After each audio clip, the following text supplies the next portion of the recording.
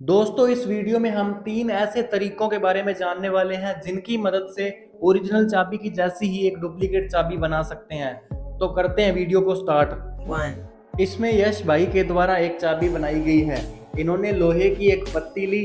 अब जो ताले की ओरिजिनल चाबी है वैसी ही शेप इन्होंने इस पत्ती पे प्रिंट कर ली।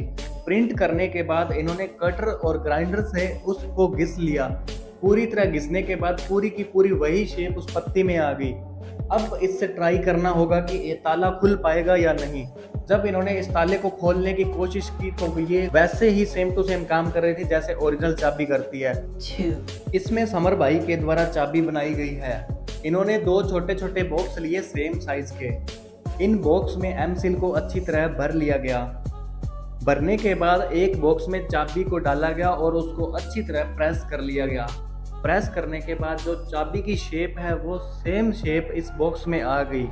फिर दोनों बॉक्स को अच्छी तरह बांध दिया गया। बांधने के बाद साइड में शोल्डर को गैस टॉर्च से मेल्ट किया गया। अब मेल्टिंग शोल्डर को इन दोनों बॉक्स के बीच वाले छेद में अच्छी तरह डाल दिया गया और थोड़ी देर बाद इन दोनों बॉक्स को अलग अलग कर लिया गया।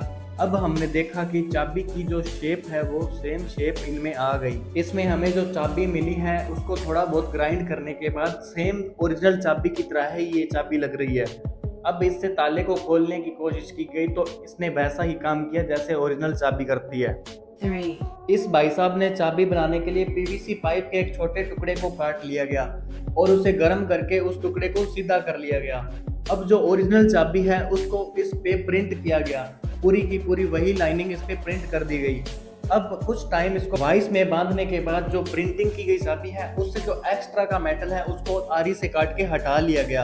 हटाने के बाद सेम ओरिजिनल चाबी जैसी ही शेप तैयार हो गई, लेकिन ये बहुत कमजोर है।